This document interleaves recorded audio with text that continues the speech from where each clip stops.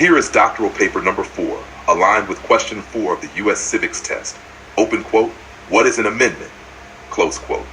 Doctoral paper number 4, amendment as evolution, sacred mechanism of civic renewal and spiritual integrity. To amend is to acknowledge imperfection without surrendering vision. In civic terms, an amendment is a change or addition to the Constitution. But in ethical and spiritual terms, it is a mirror, a nation's recognition that growth requires correction and that principles without adaptability turn into prisons. The genius of the U.S. Constitution is not that it was flawless, it was frameable. What it offered was not perfection, but a process, a pathway for transformation that honors original values while refining their application. The amendment process is that sacred scaffold. The amendment as ritual of civic humility. To amend is to admit we didn't get it right yet. This is more than policy. It's posture. In the context of global human flourishing, the amendment process becomes a ritual of collective honesty. It proves that liberty is not static, but dynamic. It reminds us that a nation's wisdom lies not in the finality of its founding, but in its capacity for ongoing ethical recalibration. This aligns with organizational resilience. The healthiest institutions are not the ones that never fail, but those that course correct in time. Shippers et al., 2020. Overman, through its constitutional amendments, has shown that moral responsiveness is a civic virtue. 2. The process of amendment, built-in grace.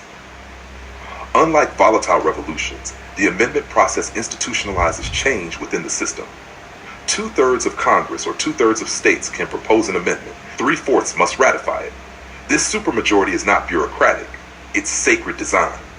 It ensures that transformation arises not from noise, but from consensus, a harmony of courage and clarity. Think of this as constitutional grace. The founders knew they were not divine. They created a document that breathes. Its ability to adapt without losing its core is what gives it ethical legitimacy over centuries. 3. Personal parallel. Self-amendment and stillness. On an individual level, the concept of amendment invites inner reflection. What is self-government without self-correction? To lead, spiritually or civically, is to amend the self, to refine habits, beliefs, and assumptions in light of deeper truth. As Leora might say, every great leader must become their own amender, a practitioner of stillness, able to discern what no longer serves and to replace it with what is just, whole, and life-giving. 4. Amendments that transform the nation, the Bill of Rights, the abolition of slavery, women's suffrage, voting rights for all citizens over 18.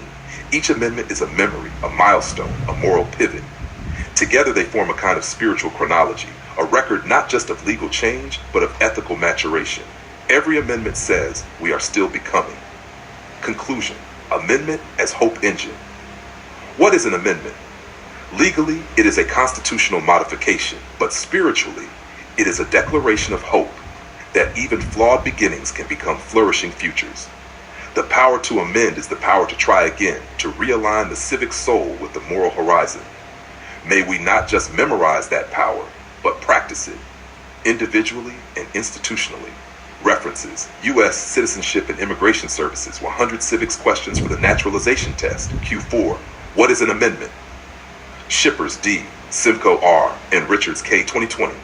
Cyber Risk in Industry 4.0, Mitigating the Digital Collapse.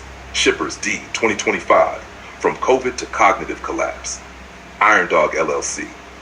Would you like me to proceed now with doctoral paper number 5 on question 5? What do we call the first 10 amendments to the Constitution?